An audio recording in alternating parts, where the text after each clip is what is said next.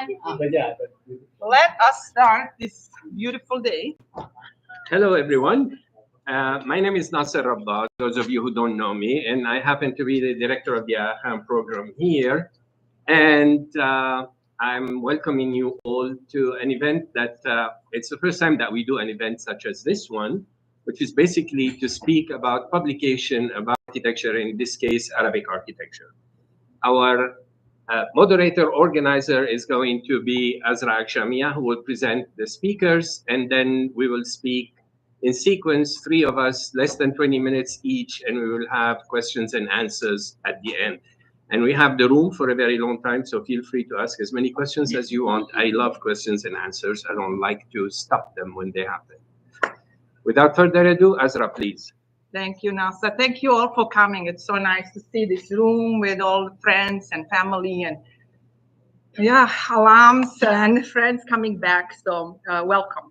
Today we are here to celebrate the launch of the latest volume of Dongola Architecture Series titled Critical Encounters, Nasser Rabbat. We are thrilled to have with us today the main subject of the book, Professor Rabbat, along with the two editors of the series, Sarah Chalabi and Raafat Majzoub. Critical Encounters, Nasser Rabbat, is an exploration of the work and intellectual journey of Professor Rabbat, who is, as mentioned, director of the Aga Khan program. He's also the leading figure in Islamic architecture and historiography. This book is not just a showcase of his achievements, it is an invitation to engage with the urgency of history in questioning and reimagining dominant narratives. Through this book, we are offered a window into the world of Arab thinkers who are actively reshaping their region's narrative, pushing for a more inclusive and diverse historical perspective. Nasser's work is, of course, a testament to the power of this critical engagement and also importance of our scholarship here at MIT to challenge established and mostly Western-centric norms in the pursuit of knowledge and understanding. Now, let me introduce our panelists. So we have Sarah Chalabi, who is an architect and researcher based in Beirut, Lebanon. She's the co-founder of Dongola Limited Editions and has been instrumental in shaping the vision and direction of the Dongola Architecture Series. Raafat Majzoub is an architect, artist, and writer based in Beirut, Lebanon. He's an alum of ACT program, and I'm so excited to have him back. He is the founding director of the Khan, public cultural space in Beirut, and the co-founder of Dongola Limited Editions, the publishing house behind the Dongola Architecture Series. Nasser Rabbat is the Aga Khan professor of Islamic architecture at MIT, and his research focuses on the history and historiography of Islamic architecture, urban history, post-colonial studies. He has published extensively on these topics and has been recognized with numerous awards and for his contributions to the field. He recently also published a book on the life of the influential medieval Egyptian historian and scholar Makrizi, which has been published with Edinburgh University Press in last year under the title Writing Egypt, Al-Makrizi and His Historical Project. And this book was also recently translated to Arabic and published in Cairo with Dar Turaf for Research and Studies this year. And now, please join me in welcoming, in the order of speakers, Sarah and Raafat, and then Nasser.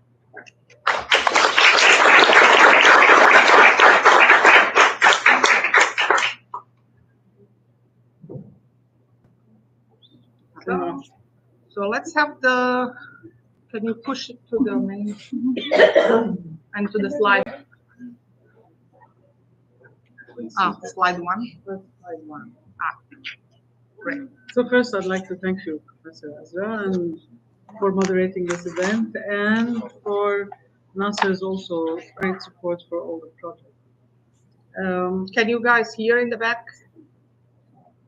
Not that much. Okay, you gotta Shout. shout, praise. So first of all, I'd like to say that I'm here before you with humility, and all I have to do is actually tell you the story of Dongola Limited Edition. And correct you, as I'm not an architect, unfortunately. I'm surrounded by, I like them, but I don't want to be on it. I don't want to be an architect. But I'm a trained journalist, and I'm interested in the stories. So that's why I started the Dongola Limited Edition, and I often wonder why what pushed me into publishing. Oh, Yes. there's a request if you could speak a bit more louder, because we have issue in this room with we are competing with the air conditioner, and some people are sitting in the back, so Okay. try to shout. So I often wonder what pushed me into publishing, and what is the measure of success in publishing. And in trying to explain Dongola and the publishing house, it's important that to note that I practice seeing gaps in my journey, and I often find myself in these gaps, and I'm interested in filling them. Much of what I will speak today is the ways Dongola fills the gap in publishing, art, and architectural world. And also, as a woman, as an Arab, as a mother, and many other hats that I wear, someone often at the margin of many social realities. So I think it's important to understand and present models of success that might not fit neatly within specific frameworks. What makes work invaluable? What makes it additive, an addition? So today, on Dongola's journey, I will focus on some of our published books, starting with our main line, which is limited editions. The limited edition collections, and then ending it with the architectural series. As I describe these books, I will also explain how our approach and methods have changed throughout the years. So,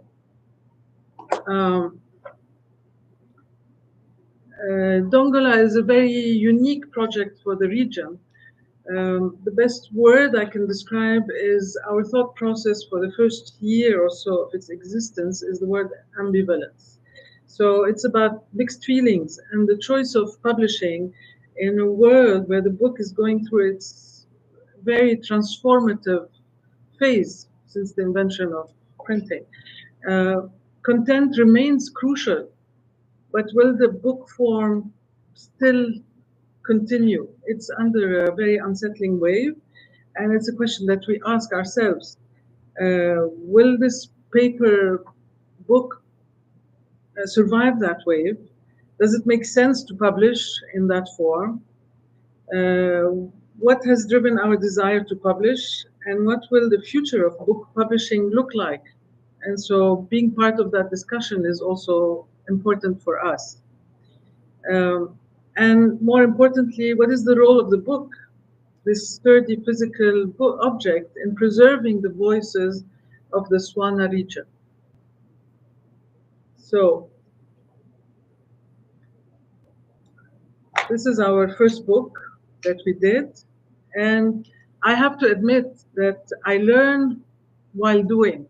That's a peculiar way of learning. And through our first book, I learned what I wanted to Dongola as a publishing house to become. So the first book is called The Distance is Always Other. Abed Al-Qadiri and I founded Dongola Limited Edition in Beirut, Lebanon in 2017. And we saw a gap in the world of art books. Very few came out and focused on the region. So limited edition books are art pieces combined with printed text and the written word. It's about maintaining a close relationship with the artist to produce an object where the boundaries of design are explored to the limit of its full potential. The Distance is Always Other is about a visual revisitation of the wars in Lebanon.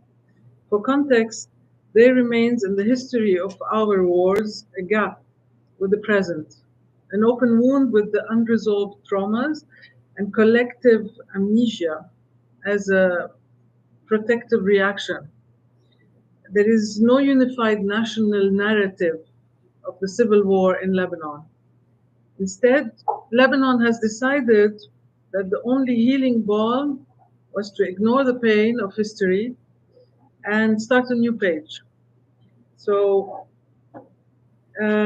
instead of continuing this tradition, the book superimposes the past and the present, bringing the war back into our contemporary realities with photography and duality of all the new before and after stereoscopic camera of a duo of photographers, Chris Coken and Noel Nasser's gaze guided us into designing this book. So what I wanted to tell you about that book is what we learned out of it. And this book has allowed us internally to grasp the importance of identifying and measuring the gap in our history and realize that it cannot be filled by one voice and one hand. So from there on, we pushed to extend our base from Lebanon to the Swana region. Our second book is with a printmaker called Muhammad Omar Khalil. He's a printmaker living in the US since the 60s, and he really wanted to revisit the text of Tayyib al-Saleh, Season of Migration to the North. Both are from Sudan, and both voices are from what we call today the Global South. And they have lived the migration to the North. So Muhammad wanted to recreate the vision of the text, and he etched 10 plays for an edition of 30. It's a very rare work. These etchings echoed the work of Tayyib Saleh. What does it mean to migrate and be faced with the factors that disrupted the evolution of our own nations? Will we ever come back to our nations and realize that we no longer belong? I mean, there's this whole belonging issue that needs to be, that we are continuously asking ourselves, actually. So this topic, which concerns us all today, actually, made us delve into the rhetoric, bringing out each artist's narrative through the media they master most. Muhammad Omar Khalil through his etching, and Tayyib Saleh through his words. Like the first book, the second book plays a lot with the question of temporality, as his recent pieces returned and imagined the meaning of that older text in the 60s. At Dongola, the publishing house, we constantly remind ourselves why we were reminded that the voices of the South are so valuable and must be propagated. Today, migration from the South has become a critical issue and is becoming louder and louder. The question of history and its role in our present comes back to us as our region continues to be thrown into the cycle of violence that have persisted.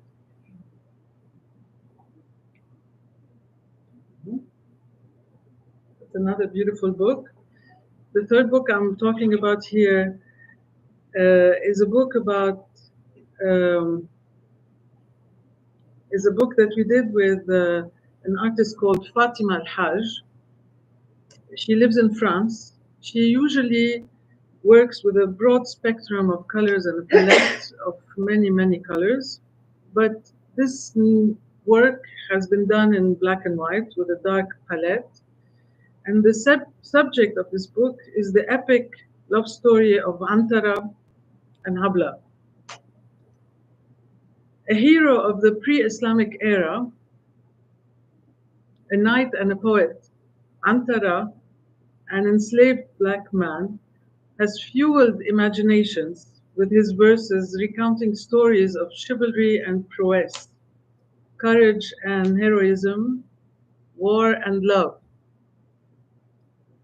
So we worked with Fatima to reproduce in a facsimile manner her notebook, and it has challenged us to capture the power of the heart and reveal it in an exploratory manner.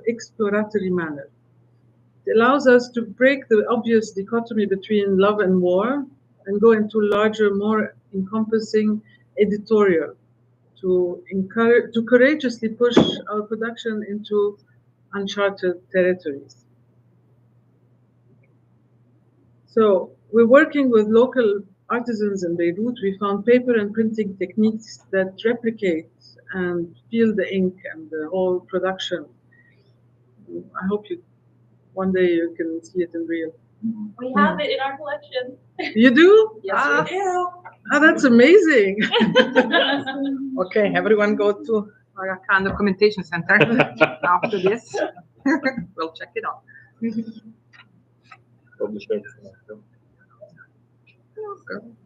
So that's nice. Thank you. With Fatima and Haj, we push the boundaries of paper and printing. And with our next book that we're talking about, we challenge the material that we're working with. We also have one. You have this one too? Yes. Oh my God. Oh my God. Okay, we are coming. All of us. While time and persisting wars are recurring themes in our book, another one is the materiality of our productions. The Book of Mud takes this idea a step further. Paper is no longer the only physical element in the production, in the book. Here is the work of Ali Shirri, a multidisciplinary artist who really wanted to talk about mud. Mud here, mud there, mud everywhere. His text is about the oldest material used for creation from the beginning of time.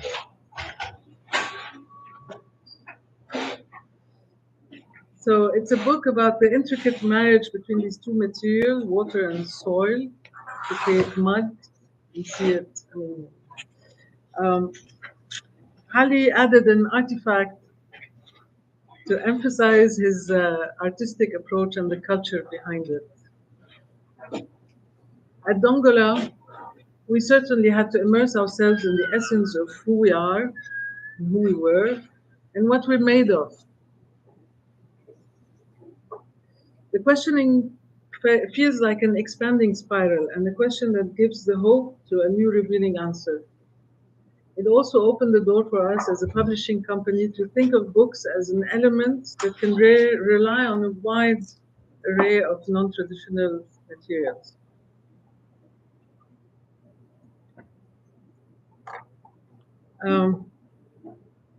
This book is 28. And so this book is also, this book embodies the essence of who we are, a bold publishing company with the skills to make beautiful books that stay true to the art and the challenge. Our work with Zulaykha Abu Abdallah builds on the notion that books don't have to be simply paper laced with ink. The Book of Love, 28, is the work of Zulaykha, an artist from Morocco living in France, and uses nail polish on paper to write the Arabic words related to love. Salwa al-Nuaimi, the poet, inspired by Zulaykha's art, wrote short stanzas on the topic. The 28 books that Dongola produced are unique artworks by Zulaykha. And actually, in our publishing house, Dongola, the hardest thing was to reduce the number of words related to love from the original 88 to 28. That was an exercise that really took a lot of our time and effort. And it felt that love in the Arabic language is expressed in so many words. So many words. it made me feel that Arabs, in our numerous expression of love, seem to be bathing in love and living love and yearning for love. And love being the binding element of our relationships, embedded in our culture and enriched with a multitude of expression. This is maybe what we wanted to show the world about who we are.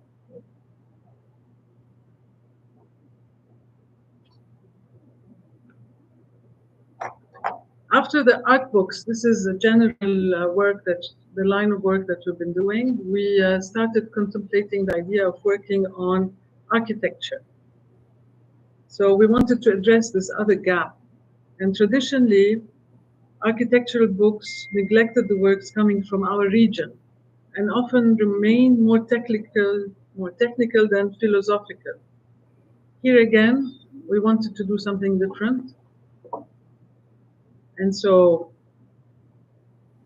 Dongola Architecture Series started, and it's about echoing the voice of architects from the Arab world, the desire to resonate the voice of another expression from our world, because we learned the intricate world of publishing, so we just made books.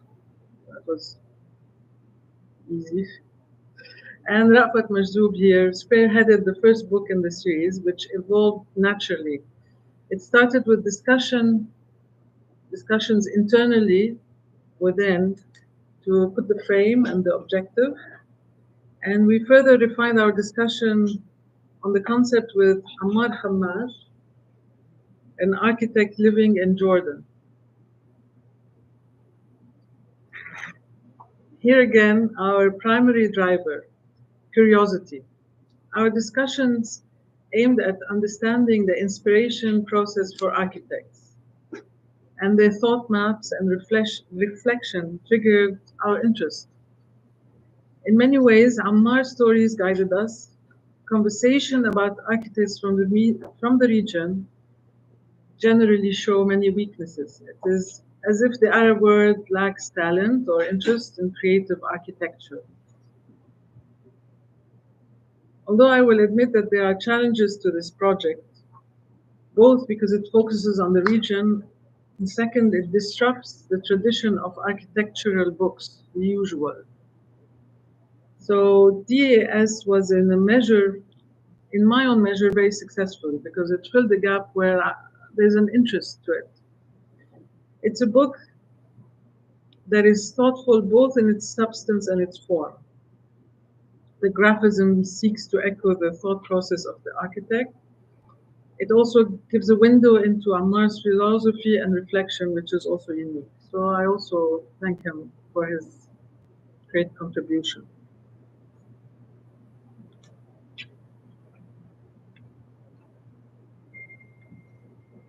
Here. Well, something has to do with.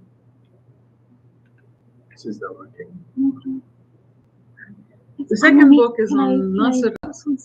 Okay, now try it, please. Now try it. It's all right. Okay, no problem. I can do it manually. Yeah, great. There we go. And you have to turn back to the other Right. window so that we have it under two. Okay, great. So the second book, so here we're proudly launching the DAS2. And Nasser was brave enough to share with us his lifetime journey. We thank him again. He's a thorough and peculiar architect who chose to become a scholar to fulfill his need to research, reveal, and transmit the history of Islamic and Arab architecture. Building on our first book, this one marries many central themes to Dongola. How does our history shape our present? What ideas are missing from the artistic mainstream? It was interesting to dive into his world and how it all unfolded. I do thank the writers, Michelle Al-Frizzly, Leah Khalil, and Zaina Taiddin, for accepting the challenge. What we took out of, at Dongola, what we took out of that book is the healing effect, the power of looking straight into the past with scrutiny and finding the picture, the angle, or the reality that helps us comprehend the difference between an imposed past and a learned one. Unlike the limited edition books that tackle history or other things, this part of our conversation are more direct, giving us a different view of where our history has left us and the physical places that so many of us move through.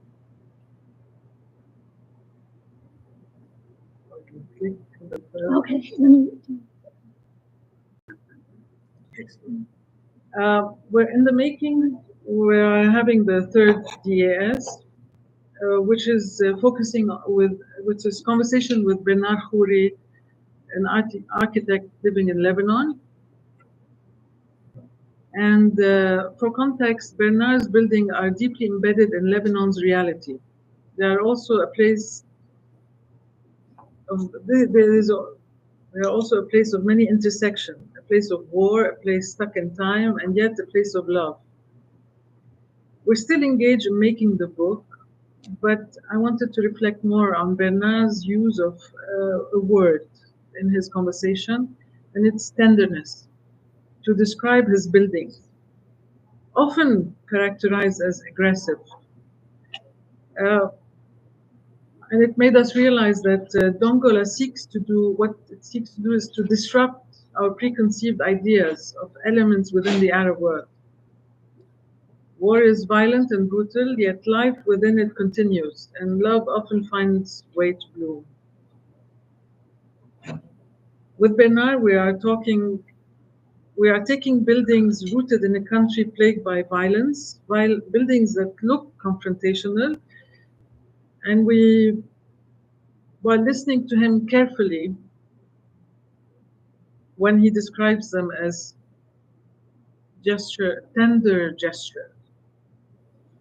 The dichotomy is thrilling, and it allows us to embrace conflictual dualities, unsynchronized time frames, and learn to embrace black and white in their fullest contradictions, and look for the essence. As a conclusion, Dongola's journey has always been the same goal, is to be a platform to express stories in their unique perspectives, make beautiful objects of art that offer a window into the beautiful, contradictory world of ours. And my attraction to the story in all its shapes and forms is what really moves me. I want to thank my family for their support, and I want to thank Raafat Majzoub, our editor-in-chief at Dongola Architecture Series, for the journey, and we will take it from there.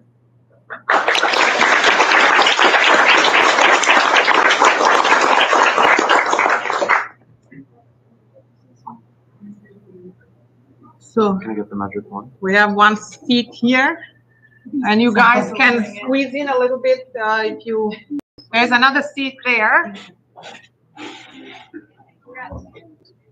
Okay. Now two of them here. So if you would Awesome. like to sit. Can I get the magic word. magic wand? Okay. Okay.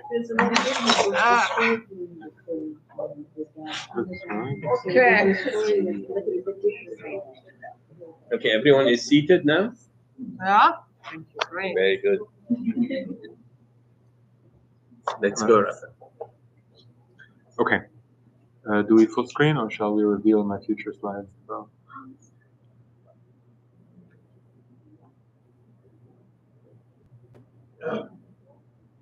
Okay. We're good? And Thank you. speak up Yeah, I'm gonna do that. to compete with the higher powers. So this is good, yeah? Yes, that's Yeah. good. Okay. So I'm gonna recap a few basics, at least of what we tell ourselves about what the AS is. The AS is a biannual architecture book series that we publish from Beirut. Each book focuses on the practice of one Arab architect whose work engages with the region. At the onset, we knew that we wanted to learn more about these architects as people. Why they do what they do, what their drive is, how do they see themselves implicated in world-making processes of the place that we call home. So this is not particularly an architecture series where you'd find buildings, but rather what precedes the act of building. Not necessarily the process of singular buildings either, more like an understanding of the intellectual and the emotional formation of the architects behind them. And more accurately, behind their body of work as a social, economic, political, and ecological proposal.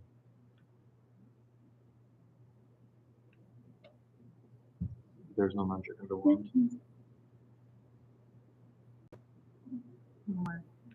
Oh, okay. Was that you or me? We're gonna have to toggle. We're gonna have to. Oh, I can just tell you. I mean, I don't mind saying You next. say next. Super. Okay, so what is the urgency of publishing an architecture series in the Arab world today?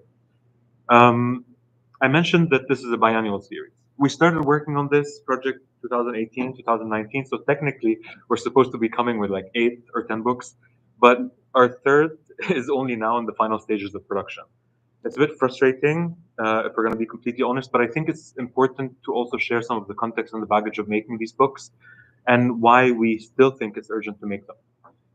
Right as we started working on the first book with Ammar Khamash, COVID was changing the world as we know it globally, and in Lebanon specifically, we started seeing one of the biggest national uprisings in years, coupling with the collapse of the banking system, followed by the August 4 explosion, and it keeps on going. So now we're experiencing the Israeli war on Gaza and the south of Lebanon.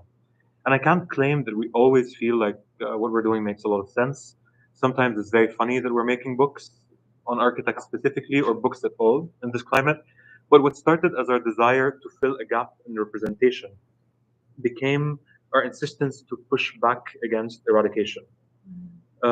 Architecture and architectural thinking admits us into kind of a multidisciplinary cross-section, a domain where we can discuss and analyze socioeconomic and cultural politics very tangibly, intersectionally, and very, very importantly, under the radar of policing.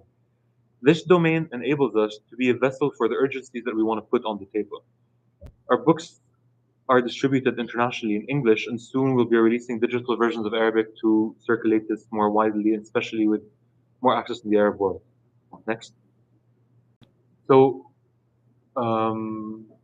what is the... You just have to click on the thing. Oh, mine? I Yeah. thought... Yes. Oh. Why is it important to highlight Arab architects from local perspective? And that's a tricky one for several reasons. First, while a lot of us identify as Arabs, we cannot pigeonhole the Arab local perspective. Obviously, there are many identifications of what is local and what constitutes the public realm in each country and in each city within the region. But there's a camaraderie, or at least a togetherness, we cannot deny, something inherited but also being reformulated now as part of a wider decolonial momentum. It's our common desire to depart from extractive systems, to listen, to learn, and to produce and understand liberation while acknowledging our collective cultural reservoir. And this brings me to number 2, because I find it very funny to speak of decolonization in English. And I've been publishing in English for over a decade, but when asked, I'm always say like, I need international access, I need international reach. And maybe that needed to happen, and maybe we need to publish in English now, but maybe this also needs to change. And maybe this cannot be said, forgetting the context of most of our education in the region, specifically in Lebanon, where our primary language of teaching is English or French, which are not our mother tongue. And thinking about publishing needs to be a workshop for our knowledge production ecosystem as a whole, and not just thinking about one book series or one platform. And when we speak a lot about a gap in publishing in the Arab world and Arab architecture in the Arab world, I think the importance of highlighting the Arab architects from a local perspective is an invitation for us to revisit our lexicon and to understand what's important, and to acknowledge that our world is being built, it is being designed, and if we can become the interlocutors in this process, then maybe we can design things differently. Okay. So I don't have the expertise to give a historical overview of the landscape of publishing in the Arab world, but I think it's important not to take lightly that there's a lot of contemporary initiatives that are contributing to expanding the architectural discourse in the region. These are only a few of the publishers that we read and follow and hope to contribute with them to that ecosystem. Some of them are mainstream and engage wider public through books, podcasts, and video. Others are more technical and designed for architects and researchers. What we feel DAS adds to that conversation is the personal perspective towards the architectural approach. Most publishers focused on the region branch out from themes or buildings, producing more often than not anthologies, What we're doing is creating vessels for storytelling that follow architects from their formation towards what they hope to transmit into the ecosystem.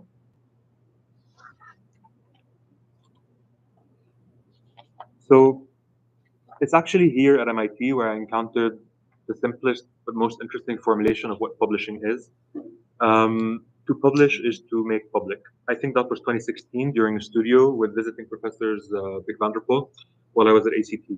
I think it's very important to acknowledge that in making the AS, we're bringing hidden processes and sometimes even discarded artifacts and ideas into the public, and by doing so, changing what the public looks like.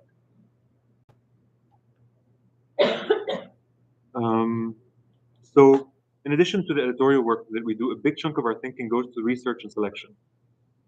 We decided to start with practitioners with over 30 years of experience, given that we were interested in the intellectual transformation across a considerable period of time, cutting through historical, political, and economic changes in the region.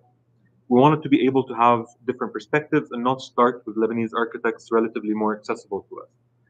What you see here is both a wish list and a set of conversations we've been having since the beginning of the AS. Aziz Shawouni was one of the first architects we reached out to, but we decided together that it may be better to develop our project before we collaborate, and we're hoping to resume this conversation next year. We were also speaking to Ammar Khamash relatively at the same time, but started that project, and I think Sarah and I felt that him being an artist, an architect, and a botanist, among many things that he does, was a perfect debut for what we wanted that series to contribute. Our second volume features the life, works, and provocations of Nasser Rabbat.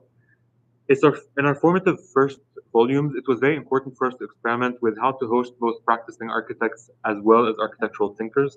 And in typical Nasser form, he was not only our subject, but also a loving critic and someone we could discuss the future possibilities of the project with. And we're currently finishing up our third volume on Bernard Khoury. Knowing his notoriety as one of the most visible post-war architects, we thought that maybe he published a lot of books, but we realized that it's only one book that was made in-house, and that was that, and made our work quite interesting and a challenge to set that. So we're also reaching out to Selma Samad Namlouji, Saad Amiri, and Hani Rashid as part of our wish list, and we're continuing to reach out to possible partners in the Arab cities to help us understand who they consider are their important figures.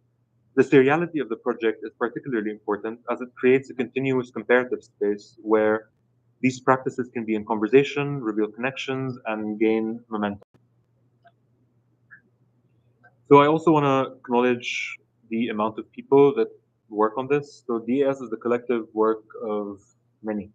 In addition to Sarah and myself, Miriam Sultan, who's also an MIT alum, was one of the first people to work on the series. Zaina Shamsuddin was also here since the beginning and worked on 3 volumes. Kevin F. Habib joined as a researcher. Leah Khalil was also with us, started as an in-house writer and co-authored Nasser's book with Michelle Firzli and Zainat Ayuddin, who also is our copy editor since the beginning. MK Harb wrote the main text for the AS3. Riza Abidini, Dongola's founding art director, designed the template of the series, and now Karim Farah is helping us develop the aesthetic of every book. Leticia Hakim has worked on design, photography, research, communications for the series, and Ilyas Nafa is the most recent addition to the DS family, heavily engaged in the Bernard book, from research to writing to coordination. And it's worth noting that most of these people are young architects who are craving a different take at how to think of architecture in the region. And we're grateful to work with everyone. And yes, so the DAS storytelling framework. While working on the Ammar book, we started developing how we wanted to tell the story of the series, a flow that moves from formation to transmission. Formation focuses on the influences, childhood, building blocks of the architect we're featuring. It's usually followed by a chapter that changes based on the architect. So with Nasser, it was encounters, with Bernard, it's territory.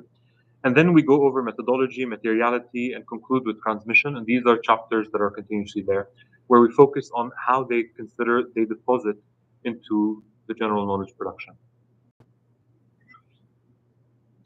So I'm starting with Ammar. Ammar's book was our sandbox. As you saw earlier, the chapters with Ammar are different than the chapters and how they develop, but it kind of was where we were workshopping how we wanted to tell our story. In addition to the chapters, there are 2 main constituents of the book. There's the main text and there's the captions. We invite a writer to work on the main text, something with a more narrative tone to it, embedding a big amount of quotes and positions by the architect, and the captions expand and explain through relevant media, mostly from their personal archives. The process of making each book includes 2 to 3 months of weekly conversations with the architects, so it's exhausting for them. I mean, it's enjoyable for us. And it's followed by a deep dive into their archives, and then we set it all up. So I'll share a few extracts from the main text from the AS1 and then some spreads from the captions from the AS2, give a sneak peek to our work in progress on the AS3, and pass then the conversation to Nasser. Ahmad Khammash is a very subtle revolutionary. This is probably the only picture of him in the book, and we realized that while launching the book in Amman, we had no idea what happened. Taken during what he calls his backpack architect era. It's a phase of the mid-80s where he set out to document rural architecture in Jordan, where he's from.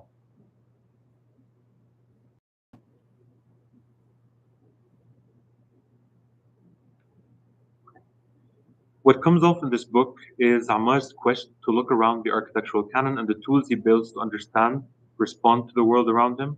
He refers to nature as both his permanent client, but also as the only architect. He engages with the poetics of resource management rather than the burdens of cost. In this picture of a shelter, he was building for the Church of Apostles, he explains how the stone and the trusses of the arches are repurposed, prioritizing paying for labor than spending money on new material, something that always came up over and over in his. The book reveals a kinship and a collaborative relationship he has with natural phenomena and species, removing the human architect from the center of knowledge and giving agency to interspecies research. In this quote, he admits to be a visitor into a library of research of thousands of species that found their own solution that he could borrow from, not just provided inspiration for solutions that he would come up with. So why is there only one logic? And this I'm going to keep as a teaser just so that you buy the book, because in a nutshell, the conversations moved from Bedouin music to extraterrestrial math real quick. And this, like, while interviewing Ammar, yeah, read the book. Anyway, so I'm going to move to Nasser. I think everyone here has had a formative conversation in one way or another with Nasser.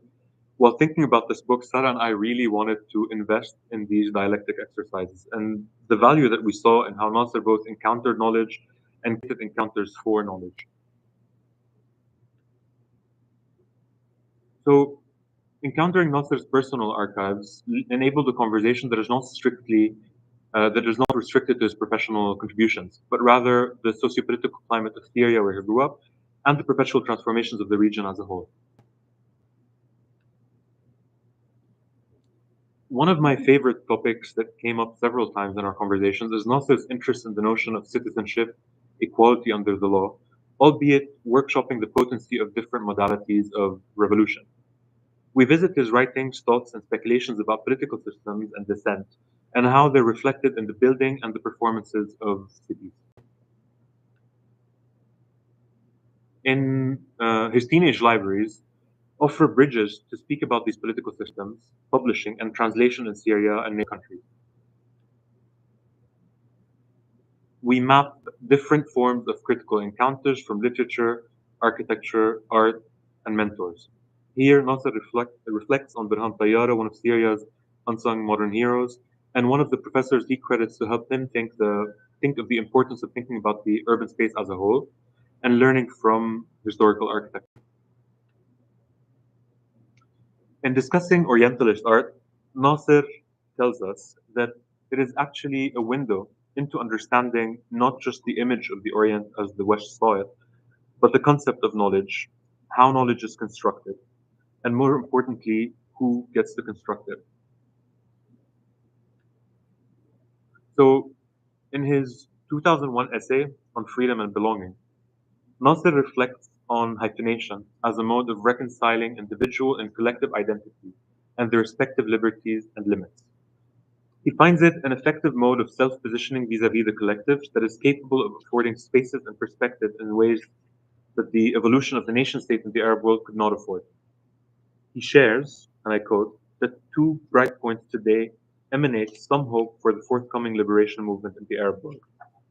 The first is occupied Palestine, and the second is through the Arab diaspora in the West. He sees new possibilities in these two modalities because they are defining their struggle to articulate the Arab cultural identity outside the political framework of the Arab world and its oppressive tools. I believe Nasser is going to share more about this in a few, but I wanted to share this because it's a spread which includes some of the publishing practices he recommended we look at while working on the book to contextualize the landscape. And I quote something that he told us, that what is missing in the Arab world and the literature of the Arab world is the intellectualization and the historicization of architecture. And with this, I move to Bernard. Our third volume on Bernard Khoury is now in the revision stages. So what Bernard brings to the table is an extreme engagement with the nitty-gritty sides of architecture in Lebanon. He puts legal, social, and real estate battles in the forefront of his work, and to most, he's unapologetically repulsive. What this book revealed to us, and hopefully soon to you, is a practice that is obsessively concerned with the complexity of the territory, and in a continuous battle with the oversimplification of the role and expectations of the Arab architect, especially today. It is a book about competitions, clients, war, money, fiction, and urban transformation. So I'm going to show you a few images briefly and then just give one excerpt of the book before moving on to Nasser. Here, basically, we start with his foundational work in grad school. This is one of the projects that he did with Livius Woods.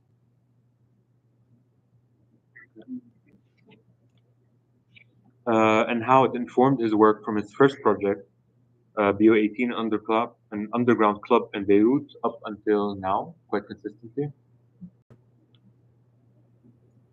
We study and discuss his speculative projects, where he narrates alternative fictions of Beirut. And we analyze his buildings that were actually built, their mainstream reactions versus how each provokes the territory in its way. So if you do a poll in Beirut now, for example, this would probably win as the most aggressive building award. But Bernard explains how it's designed to build trust with its neighboring plots. And in the book, we kind of question how important it is that the meaning is only with Bernard and not with everyone else, like knowing that they feel attacked. Anyways. He references his father, Khalil Khoury, a lot. This is a picture of Khalil flying planes he designed as a kid in Beirut. Khalil later became a pilot and the most prominent brutalist and modern architect in the country. This is one of Khalil's buildings. The Interdesign building in Beirut is still standing as one of the many abandoned buildings in the city today. Making this book was also an opportunity to engage with rare and unpublished publications. This, for example, is a plan to reconstruct downtown Beirut led by Khalil Khoury in the late 70s, thinking the war was over when it was getting started. And this, Tops the Ground, is a book of architecture fiction that is still unpublished. Bernard worked on this. And what's interesting about this is that he connects his built and aborted projects in a parallel dimension, where he tells a different story about Beirut that can be seen in the DNA. Bernard's office and several of his high-end residential buildings were severely damaged by the port blast in Beirut. We discussed this as a very uncanny situation of an architect that has worked on post-war sites his entire career, that now is in a position to mend his own projects. This is an example of how he traced the destruction as part of his reconstruction project on one of the residential buildings. And there are many examples in the book of how a Bernard Khoury building very brutally and very honestly maps the fast urban transformations in Beirut. This is Yabani, for example. It's a fine dining Japanese restaurant in the city. And then this is Yabani later as a squat settlement. I'm gonna end with one of the paragraphs in the text written by M.K. Harb in the upcoming book. The going down to the restaurant symbolizes a relationship to Beirut torn between a lived experience and escapism. Diners view the city, its shelled scars, and perhaps retrieve memories of an uncertain time they lived as they enter another world below. Bernard uses verticality in architecture to discuss the symbiotic relationship between the citizen and the city. He inverts the concept of walking numb across the flat ground and forces the user to re-engage the territory around them. For Bernard, this project was a commentary on what he calls the marvelous denial of post-war bourgeois society.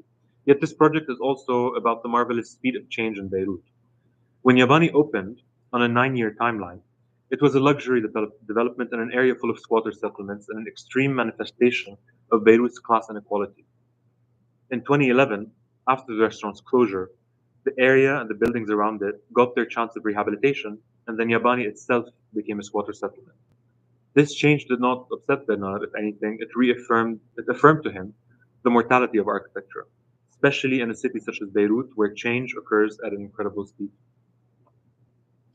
Lastly.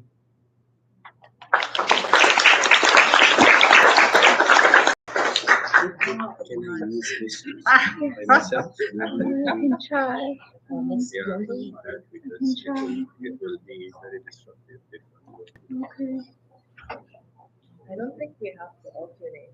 I don't know. No, we don't need. Just put it. Oh, there was no Full live screen. stream image. There was like they could just see with audio, and then when we did it, So now I can click this, but Here, now do it. no. technical challenges are part of the MIT. Right? Slideshow mode. Can I see? Can It's not working.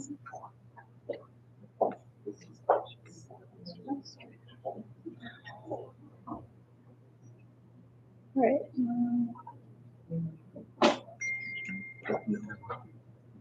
Okay. Okay. Why are you doing it? Why is it this? I- The regular PowerPoint. Why does it have to read this complex?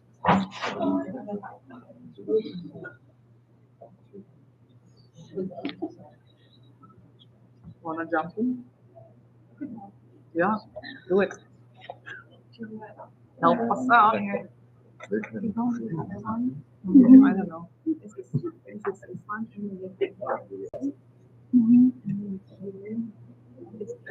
Oh. That's it. Give it to it. No, let's see. So all the other clicks must click over. It's not working. So you have to click over here and then you can use the clicker. Now, But then the problem is, Yeah. so we do So we have to still have to toggle. toggle back and forth on her side, but what? Okay, we have to. There's something yeah. with YouTube. it's the YouTube problem. Thank But you. we're good. We are Thank you. continuing. Okay. All right. Here's one more seat. Come on. Come on over. Okay, I'm going to be short and sweet, and I'm taking you away from where we were to basically the wider world of actually thinking about how we learn about architecture. So, how do we learn architecture? It's not working. Go ahead. Historically, architecture was an artisanal domain, comparable in professional quality and social status to other crafts with immediate relevance to everyday life, such as weaving and pottery.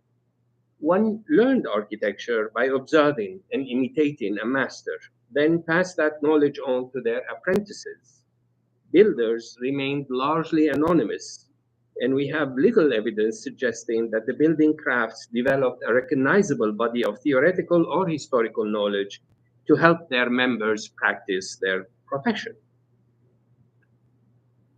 A shift occurred in Renaissance Italy, whereby architecture began to transform into an intellectually framed pursuit. Many architects became humanists as they rediscovered the aesthetic canons of the ancients, deciphered classical texts, and analyzed classical architectural ruins. Architecture began to acquire a conceptual framework, and architects were increasingly reflecting on design and its epistemological as well as practical parameters. Architecture was on its way to becoming both an academic discipline and a profession with governing standards, regulations, and a self-referential body of literature. The revolution in the epistemological and professional scope of architecture and the subsequent disciplinary rationalization after the Industrial Revolution were slow in spreading beyond Western Europe. It was not until the mid-19th century and under direct European influence, coming mainly on the wake of colonialism, that architecture became an organized profession outside the West.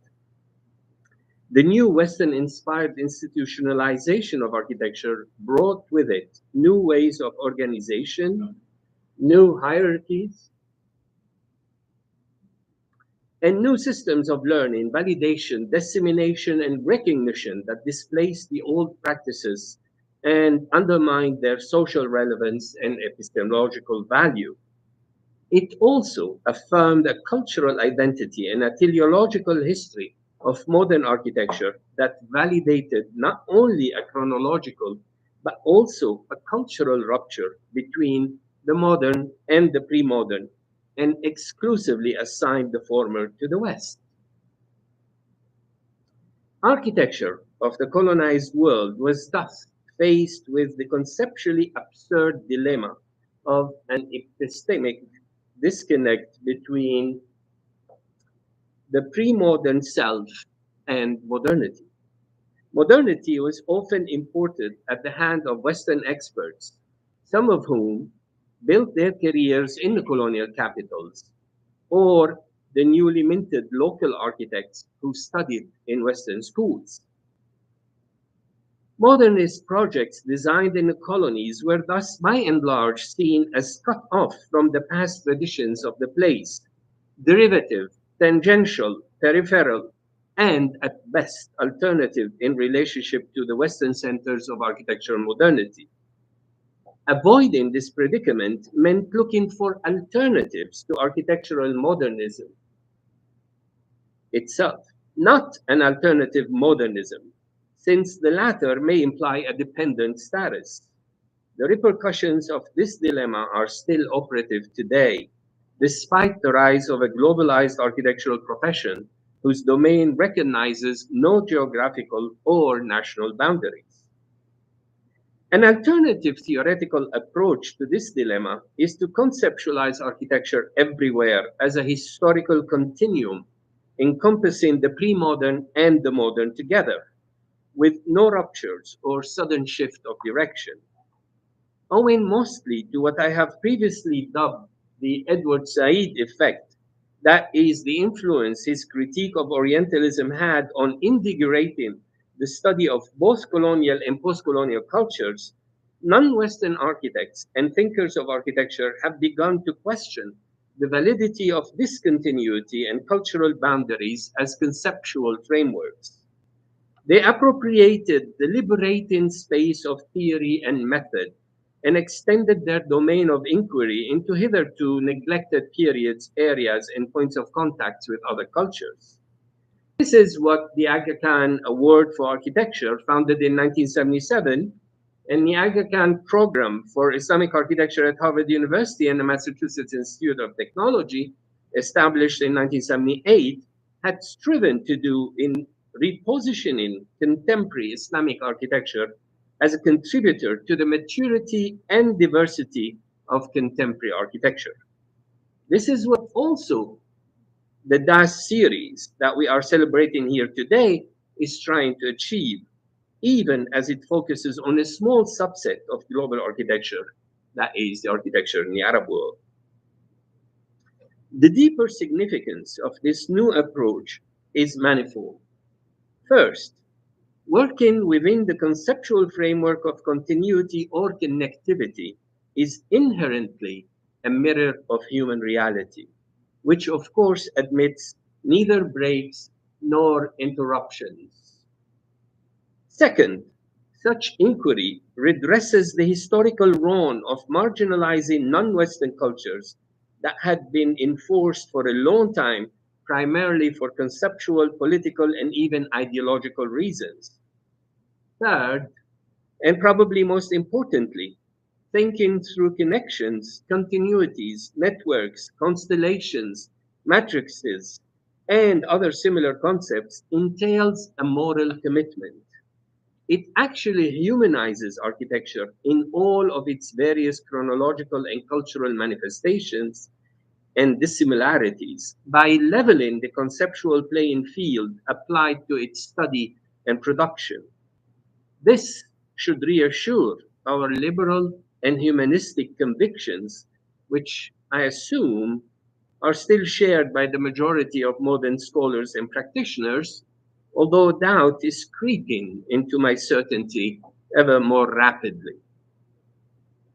I'm reminded in this context of one of my favorite quotes from Edward Said's Orientalism, which is central to his entire project, where he writes, "Can one divide human reality, as indeed human reality seems to be genuinely divided, into clearly different cultures, histories, traditions, societies, even races, and survive the consequences humanely?"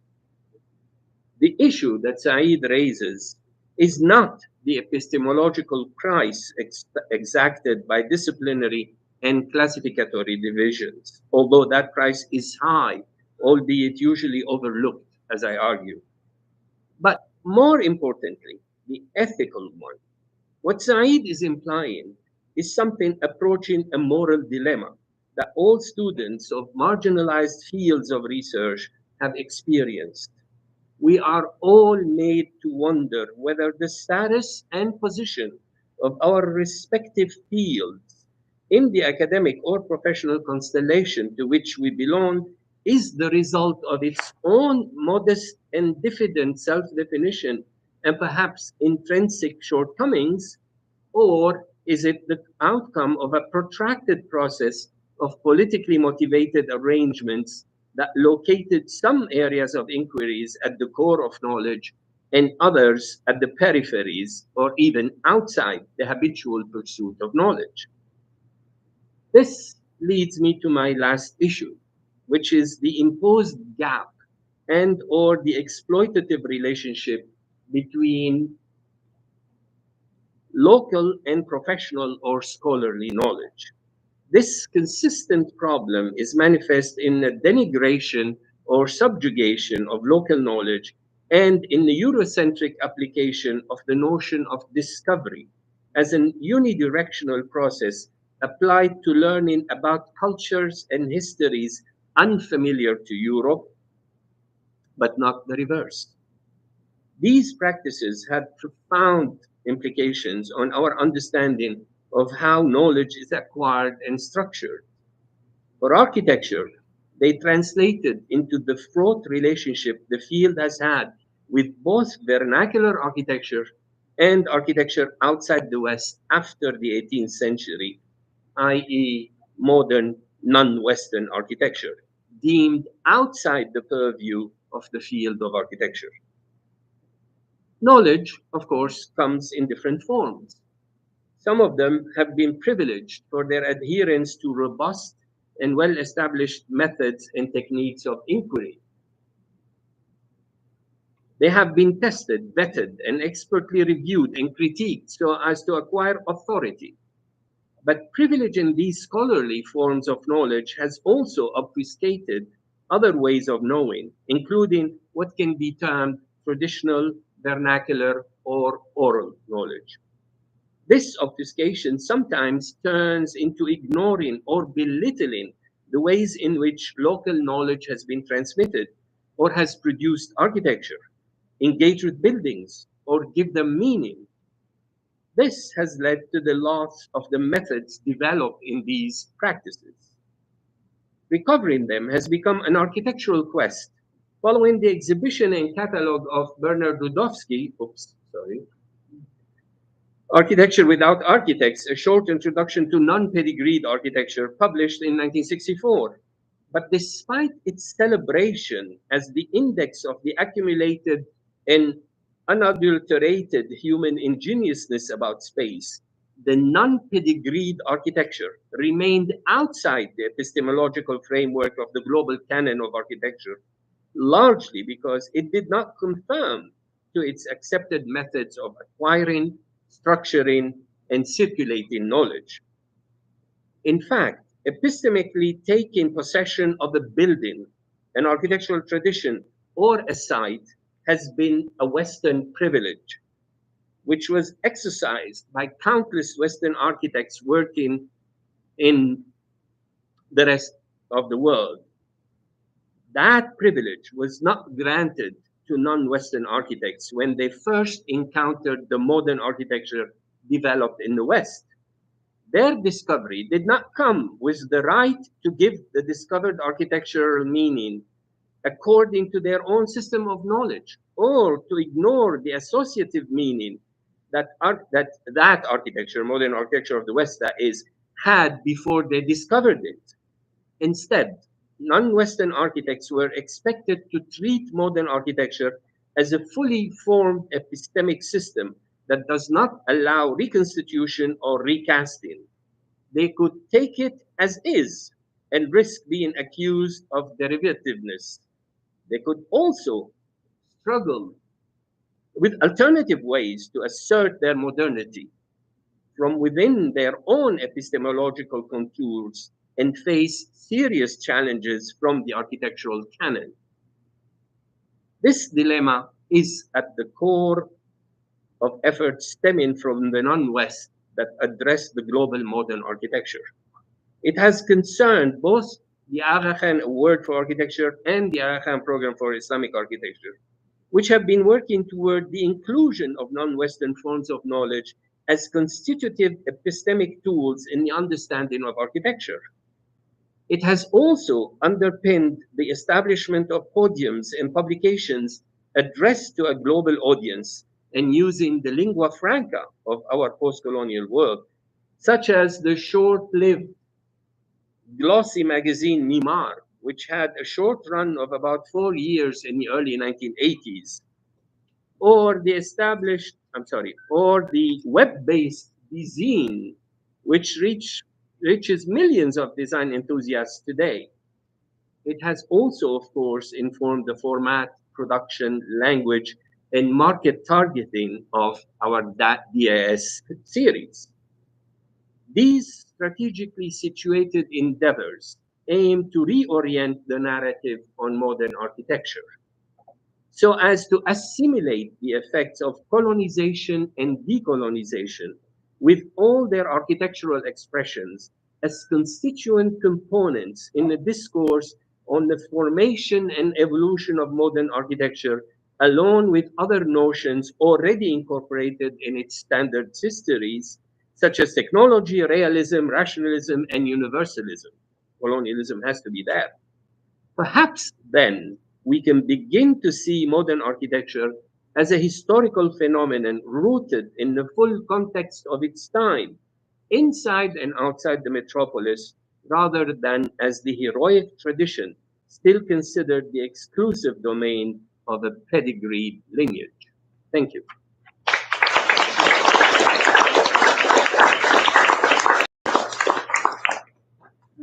Very nice. Congratulations to all three of you. It must have been really fun and really intense to work on this book, judging from the presentations. But I also would like to thank Diana for juggling the technology in this room is always a bit challenging. So thank you, Diana, and for organizing all the three.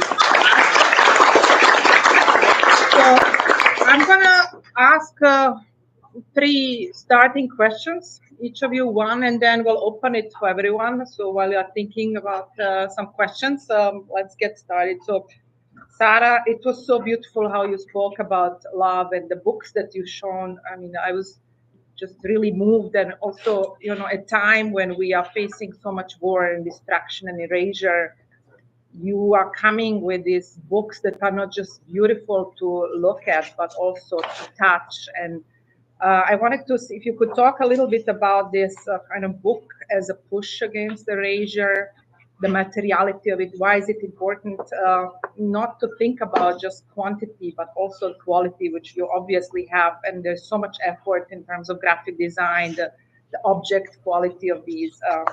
What is that about in the context of this idea of erasure, both war facing, but also digital threat to book culture?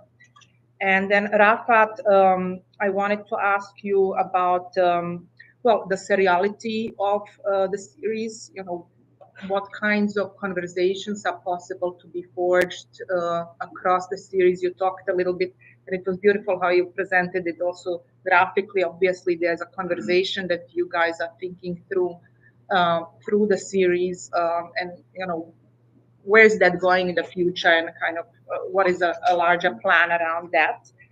And then how do you select these architects who obviously are all pedigreed? What is the pedigree you are looking for? Or will there be non-pedigreed architecture in your series? Good point. And then Nasser, you have been so influential to many of us, and I wanted to bring you back to the architectural education. And obviously one of the big points of this book is to bring knowledge about non-Western architects, or non-West to the West. Why is this important to study, and why is it important to bring to MIT students? Concretely, we are here at MIT. Why should students learn about that? Then specifically, how are you thinking about then Arab architecture in that context? Is there some othering of this subject when we think about Mark's book, who was just here on global architectural history? How would you position, say, a book on specifically Arab architects in this context? And then I hope we can talk about language a bit, but we'll leave that at the end because there are some plans to think about Arab, and why is this thing in English and not in Arabic? And is there a plan to do it in Arabic? And if yes, how? Okay, so Sarah, we are the beauty of the books. Thank you so much.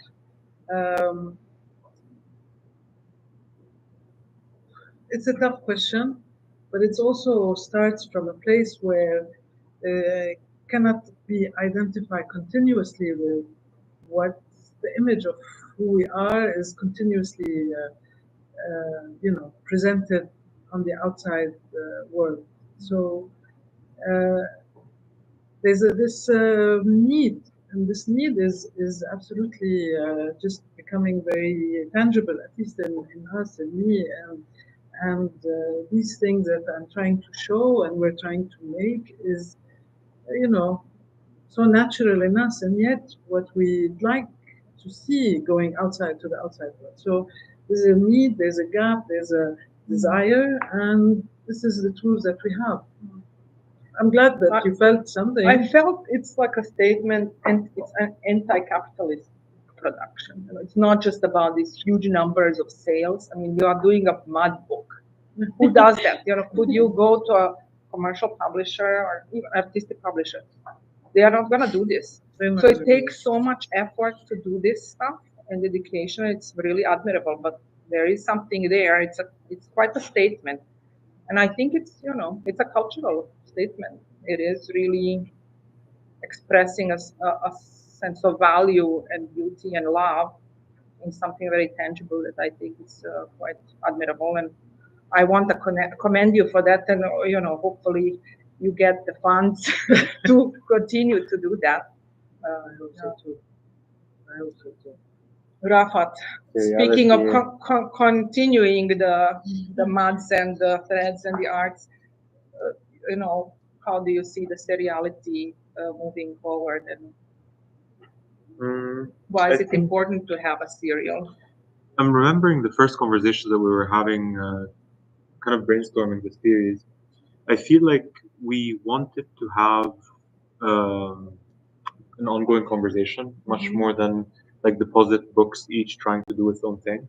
And the reason why we continuously remind ourselves that it's biannual, even though it's not, and like all that, is that it gives us a tempo to continue to think about these topics and deposit them forward. So let's say when we're working on the Ammar book, we're already thinking about the Nasser book, and we're thinking of the Nasser book, like who is going to continue that type of conversation. And now that there are three, not just like one or two, we're thinking, okay, where do we want to venture? Yeah. And what are the type of conversations that we want to create a map for, so that maybe something else happens? We always think about how to activate these books other than just making these books. Could they become programs where we invite all these people to talk together? Is it, we don't really know, but there is potential in creating a landscape rather than making an artifact, and this is definitely a big part of it. I also feel like, I mean, this is a process of learning for us, where each book's teaching us a lot, and we do this within the context of knowledge production and transmission. So this is why we see it as something that's open-ended. I mean, this is But it's interesting, it focuses on people, I mean, people and their buildings, but it's more through the lens of people, right? Yeah. And that's a kind of also a specific and unusual approach to talking about architecture. And Yeah, but this is also our, I mean, there's a very personal part of it, and then there's a like technical strategy for it. The personal part, the Sarah and I editorially, we really enjoy conversation. So we're not doing books on architects that have passed. We try to, I mean, we want to be in conversation, and we're trying to do it repetitively. So, like, I mean, not that we spoke for a really long time for this book to happen. And then this is what we like to do. And also, this is part of our selection process where architects need to be generous enough with their time to want to also be introspective about their practices. Every time we finish with an architect, they also have a say about what the editorial process meant outside of the book itself. And we find that very rewarding just to build these human questions.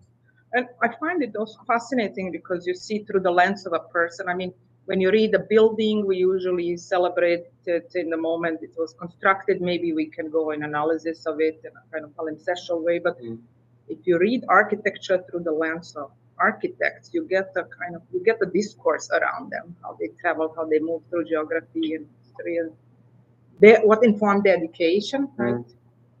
It gives us a much wider web, I think, of well, how the field is formed. And a way to connect, because I also think that in the Arab world now, or maybe probably in the world, when we think about building and real estate, it's always shit, right? Like we're thinking about the destruction of places rather than building or expanding cultural life. And maybe an access point through people allows us to really think behind what makes these projects. Like with Bernard, for example, I mean, every time we tell anyone we're making a project about Bernard, they hate us, and then they love us again. And so we've become accidental ambassadors of Bernard, like, oh, it's fine if it looks black and aggressive. But the thing is, it's much beyond that. And there's something very interesting about, so I'm going to give Bernard as an example, because in Lebanon, if you know the landscape of how the architectural conversation is, he's always excommunicated as like the bad boy, no one wants to talk to him. And he is put in this place where he's alone. Not alone as in, oh my God, victim, but alone as in really not reaching out to the conversations that are happening. He won't sit down and say, I want to rebuild the South after the war. He's not going to say that. But he brings out the DNA of the city that he cares a lot about, and he manifests it in something as mundane as a residential building.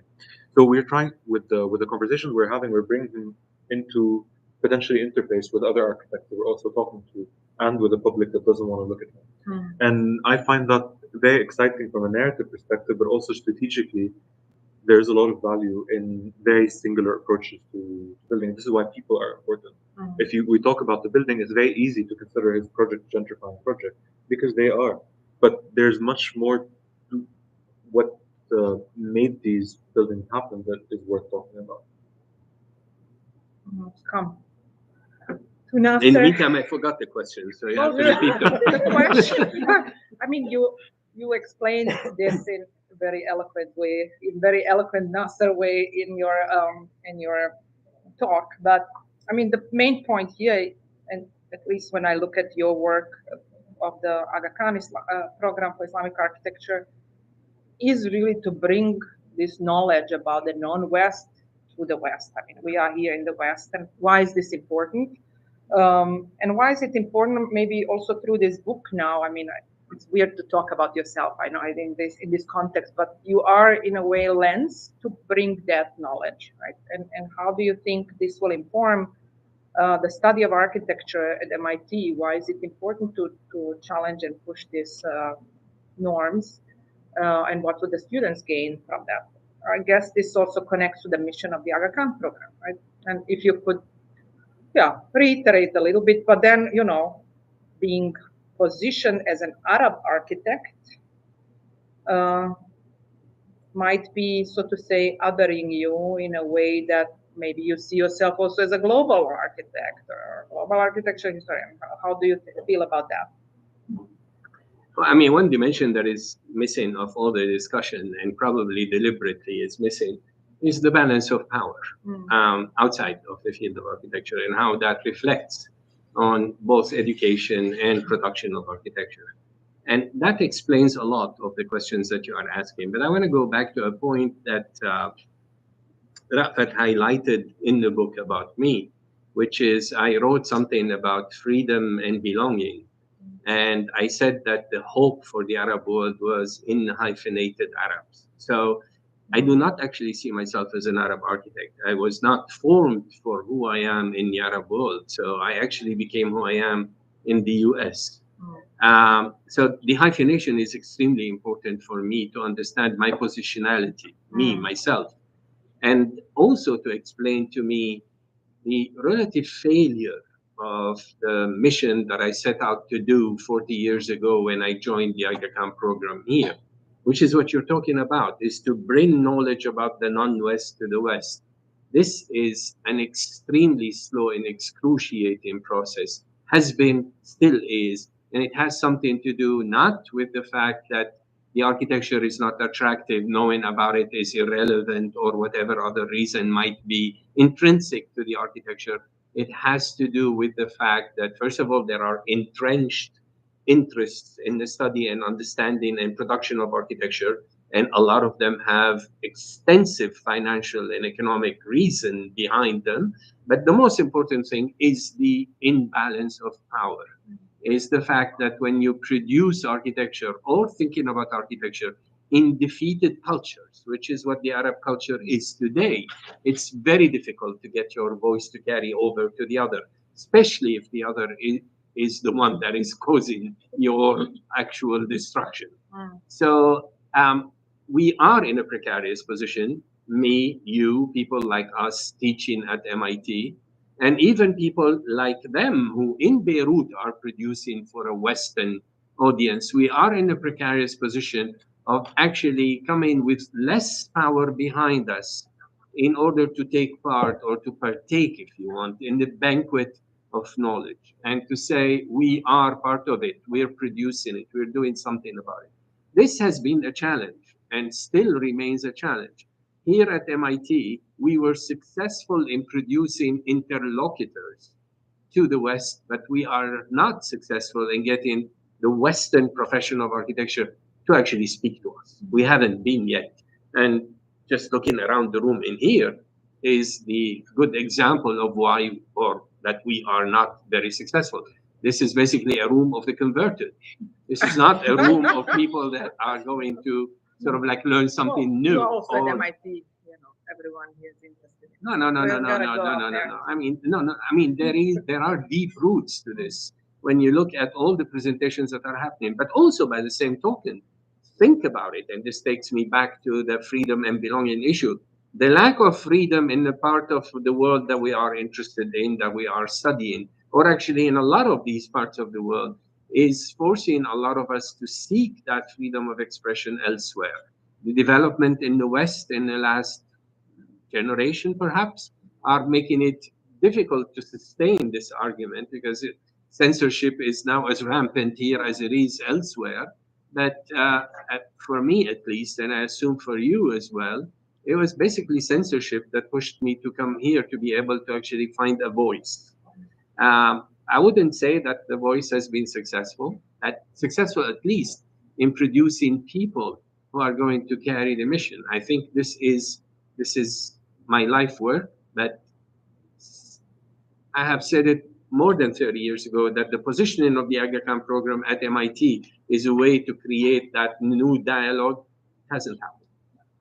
Well, and you can see I would that it say, hasn't happened. I would counter this saying you have been very successful. You have created one of the best programs for studying of Islamic art and architecture in the world.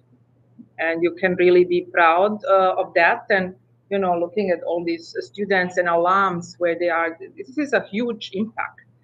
So that is something to be acknowledged and, you know, celebrated.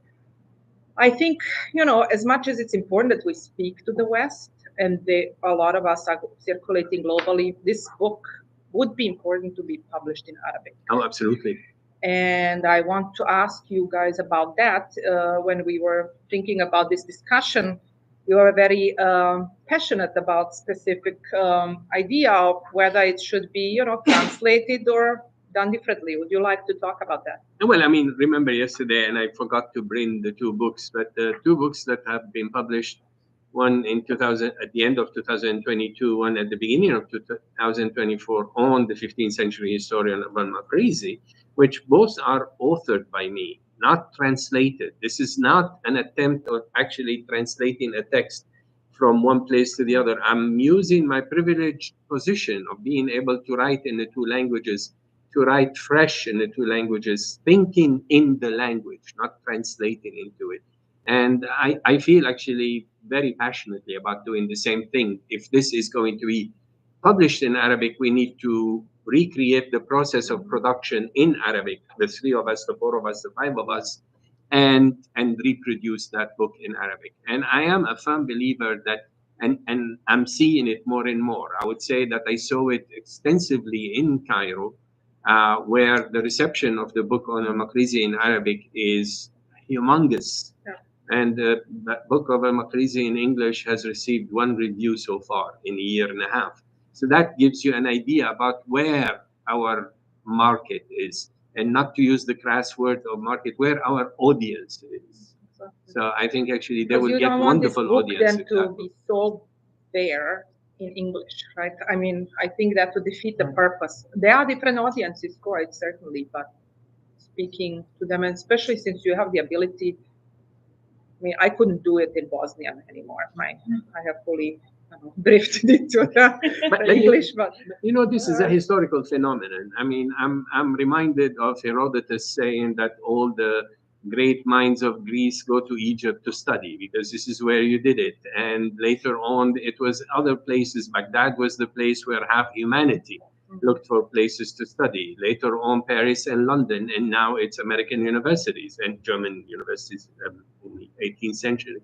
So there is a factor in here, is that like everything else, there are centers and peripheries. And in many instances, the peripheries look up to the center. In architecture, we have dealt with the problem of the metropolis and the periphery and experiments that are happening in one and how they wash over to the other.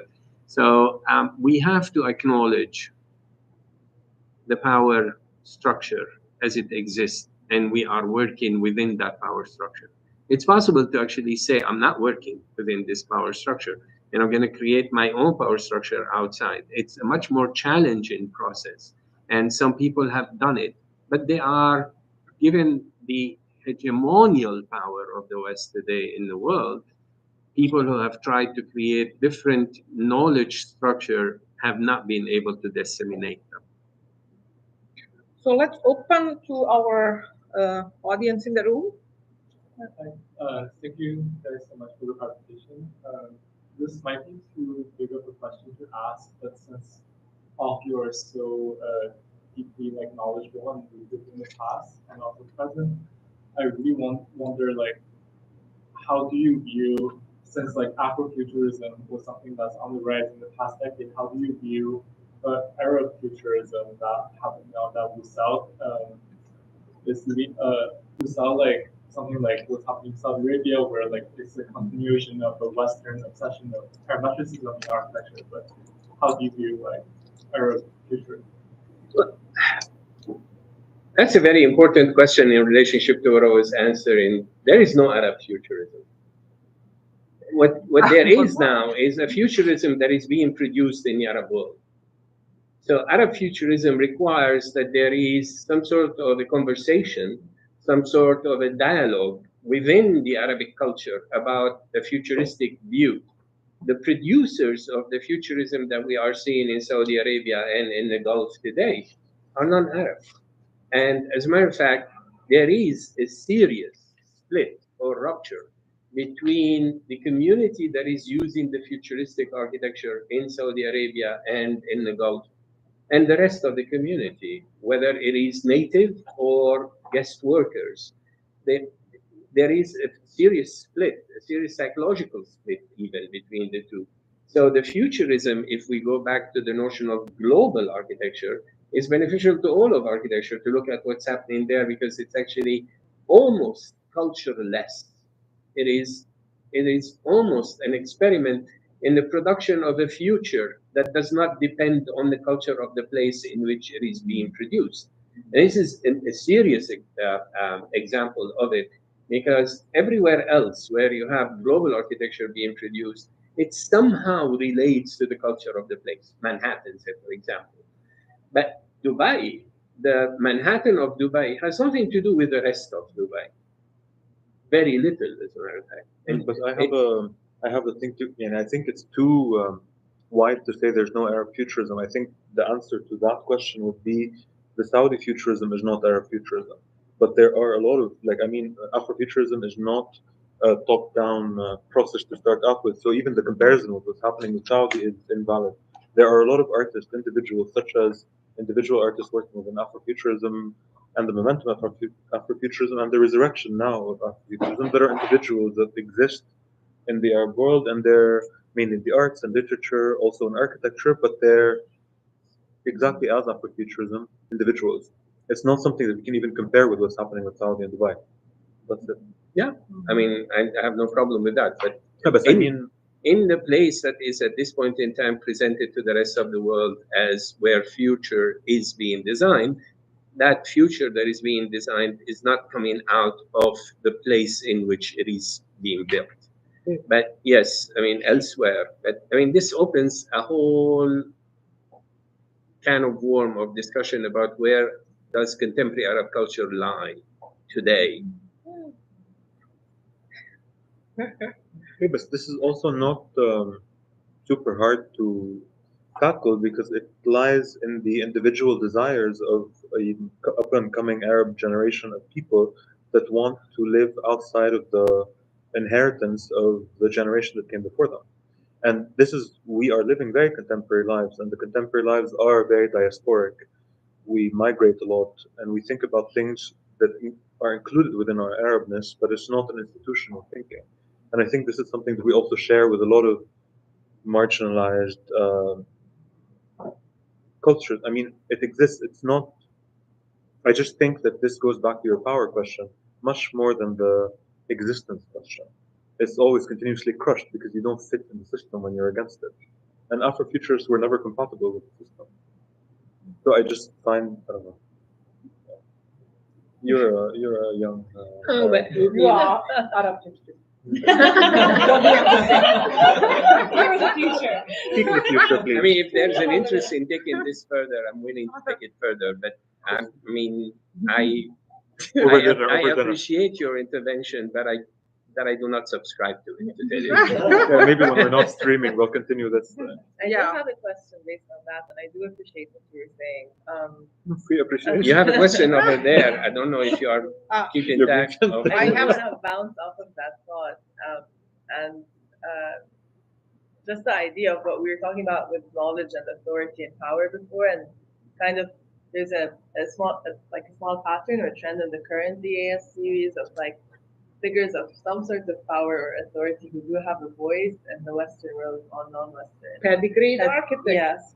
So I was wondering if there is any intention at some point to maybe highlight more underground or emerging artists or who have maybe already produced a life worth of work but have not attained some sort of spotlight or name for themselves that can be highlighted through Dongola. So I was wondering if that's an interest. Definitely, but I think within the kind of infant state of where the project is, what we're trying to do is to get a benchmark of the things, the projects, the processes, the practices that have been happening for a long time, because we wanted to acknowledge these practices and also because these are things that we learn from. And now there's a lot of interesting stuff that is happening, whether it's pedigreed or not, from a generation that is much younger, and we want to get to that, but we're very curious about the baggage. Yeah, definitely. I think for sure. Well, if we can publish like 20 books a year and we can't even make one, two, but when we get to that speed, we'll get to contemporary. We have one question over there. Yeah, I have one for Sarah actually. Of course, I'm going to ask about the artist first in this instance, and how. First of all, I want to commend you on creating this space to be able to like explore these marginalized identities and stories, and also addressing the gap in the market. But I was wondering if you could speak a little bit more to how artist books as well are a bit of a marginalized area on the art market. Because for those of us who actually purchase in this area, in a selector's position, the major galleries don't represent artists who are primarily or solely working in artist books. Certainly artists who work in other media like sculpture and also then dabble or experiment with artist books, there's more representation for that. But I think that the number of galleries that just address this area are very, very few and far between. And that's just from my perspective. I kind of want to hear about it from the perspective of someone who's on the more vendor, publisher, and gallery side of it. Thank you for that question. Thank you for your interest.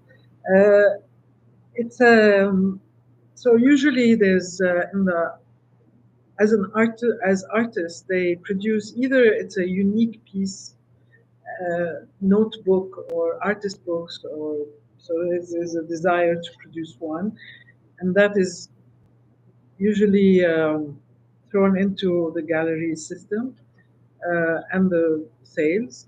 And then there are few actually publishing houses that consider doing that multiple of a book and try to disseminate it in the world of artists. So it's a desire to really rework that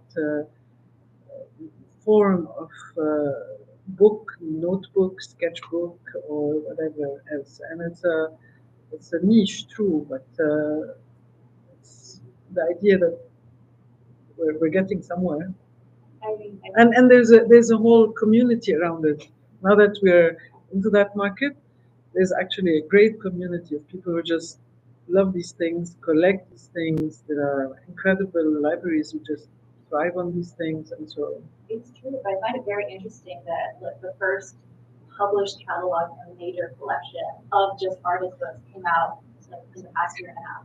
The British Museum yes, one. The British Museum one. Yes. And I think that also says a lot about like the changing status of artist books in the wider world. Yes, we have some of our books in that catalog. Yes. Thank you. Action was raising her hand for something. Oh, sorry, I didn't. My question is more towards Nasser, but feel free. You have published before. How is it different to publish with the Dongola somehow? Is it different in any way? Is it your book still, or is it their book that you're publishing under? Do you see their edits in some way forming how you publish? I couldn't have written this book myself. So even though it's my words, but it's not my writing. So it's not my book, but it's me in the book. You're the subject. Yeah, you're the subject, not the author. There was another question. Yeah. I want to go back to the narrative of architecture and related to the Dubai architecture. It seems like Dubai is not really about creating a space for living, but it's creating an entertainment complex, kind of like a Disneyland. Like Disneyland, you don't actually live there, but it is an architectural structure.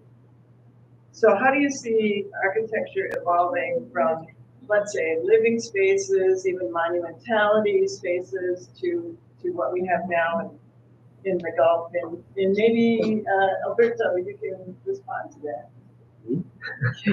Because you're there. I'm there, yeah. Why are you there? Yeah, I'm a golfer. I live in the Gulf. That's a good question. I don't know. I'm still working on this subject to have a right answer to give you. There's many reasons why Dubai looks like the way it is. architecture plays a part, but real estate plays a bigger part probably. Global investment plays a lot. We are probably focusing on some buildings. They are not Burj Khalifa or any iconic building, and we think that Dubai is built by this element. In reality, there's a city that has a fabric that where people live. It's probably closer to Vegas than other cities, if you want. There's a population that go to school, they go out and they go to restaurants, and they kind of reinvent sort of contemporary life in a situation like that. It's also a city that has 95% of the population non-local, and that's why it's interesting to study these cities, because they are completely different from other contexts that we are more familiar with, and they are an expression of the global city, the global urban environment. So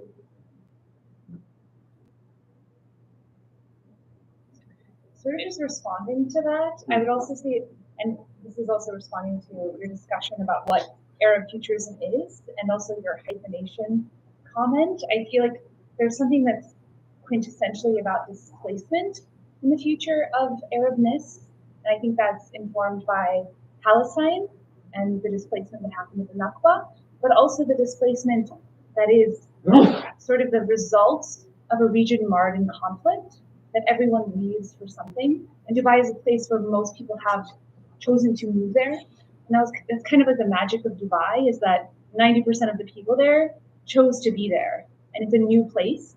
And so there is inherently this sort of displacement of, I feel like, the futures of the Arab world, and all the hyphens and how we leave the Arab world and come back to the Arab world and to change it from outside and from inside. It feels like if I had to define Arab futurism, it would be one of displacement in a positive way, not a negative way, if that makes sense. If we think of an extended Marxist chronology of how societies develop, I would say, to go back to what is happening in the Gulf, that the Gulf has jumped the national stage and moved to the global stage without producing a national whatever, national architecture, national culture, not national anything. They started from pre-national and jumped immediately into the global with the help of a global community that is benefiting. I mean, these people have chosen to be there because it's beneficial to be there. So they are creating perhaps actually a form of future society that might also exist elsewhere, or maybe it had already existed elsewhere in places like maybe Hong Kong, Singapore, smaller communities. But the multiple cities in the Gulf now, and the development of these multiple cities, and the latecomer being Saudi Arabia in developing its city along the same line, it is clearly aimed at a global community, not at the local community. They're either trying to attract the global community, or they are benefiting from the existence of the global community that is already rendering services there, the expats that are there.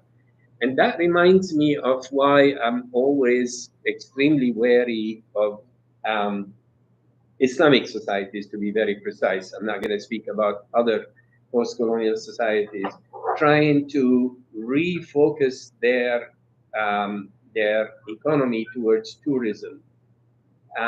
And you can see what is happening when you look at countries, Islamic countries that started being touristic, Turkey, for example, 50 years ago, or Lebanon, 50 years ago.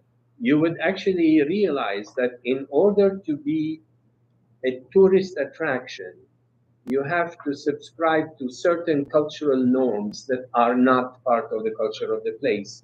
So you create enclaves for tourists. Some of these enclaves are actual enclaves. That is walled community, and people don't come to them.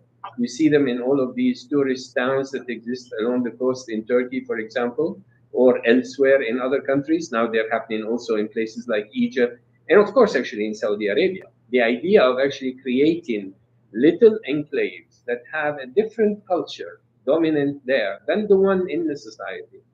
Because elsewhere, in the places where tourism is somehow integrated within the life of the community in which tourism is taking place, there's no separation. Tourists walk down the streets of Paris like all Parisians because they eat the same, they drink the same, they have the same entertainment at night, they have the same norms, they have the same morals.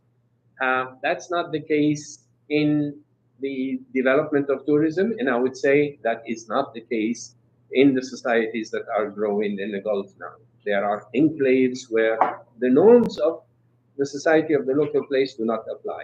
Could that be what the global is? That some sort of a dominant culture, let's call it the metropolis culture, not necessarily the Western culture, is going to be the one dictating how we live together, and therefore whatever other cultures are no longer operative in the sense of how we live together. And architecture is somehow catering to that orientation. Okay, well, I think we will maybe say goodbye at this point, especially to our online audience. And we can continue here with some more informal conversations, but in case people have to leave, we have reached the end of our time. But I want to thank you all, and especially Utri for